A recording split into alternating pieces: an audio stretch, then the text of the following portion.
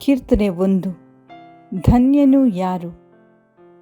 ದುರ್ಜನರ ಆಲೋಚನೆಯಂತೆ ನಡೆಯದೆ, ಪಾಪಾತ್ಮರ ಪಥದಲ್ಲಿ ಕಾಲೂರದೆ, ಧರ್ಮ ನಿಂದಕರ ಕೂಟದಲ್ಲಿ ಕೂರದೆ, ಪ್ರಭುವಿನ ಧರ್ಮಶಾಸ್ತ್ರದಲ್ಲಿ ಹರ್ಷಗೊಳ್ಳುವವನಾರೋ ಅವನೇ ಧನ್ಯನು.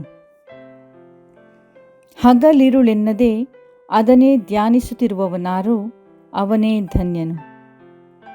ನದಿಯ ಬದಿಯಲ್ಲೇ ಬೆಳೆದಿಹ ಮರದಂತೆ, ಸಕಾಲಕ್ಕೆ ಫಲವೀವ ವೃಕ್ಷದಂತೆ, ಎಲೆ ಬಾಡದೆ ಪಸಿರಿರುವ ತರುವಂತೆ ಸಿಗುವುದು ಅವನ ಕಾರ್ಯಗಳಿಗೆ ಸಫಲತೆ. ದುರುಳರಾದರೋ ತೂರಿ ಹೋಗುವರು, ಬಿರುಗಾಳಿಗೆ ತರಗೆಲೆಯಾಗುವರು. ಎಂದೇ ನಿಲ್ಲಲಾರರು ದುರುಳರು ನ್ಯಾಯಸ್ಥಾನದಲ್ಲಿ, ಸದಸ್ಯರಾಗರು ಪಾಪಿಗಳು ಸಜ್ಜನರ ಸಂಘದಲ್ಲಿ. ಸಜ್ಜನರ ಮಾರ್ಗಕ್ಕಿದೆ ಪ್ರಭುವಿನ ಪಾಲನ, ದುರ್ಜನರ ಮಾರ್ಗಕ್ಕಿದೆ ಸಂಪೂರ್ಣ ವಿನಾಶನ.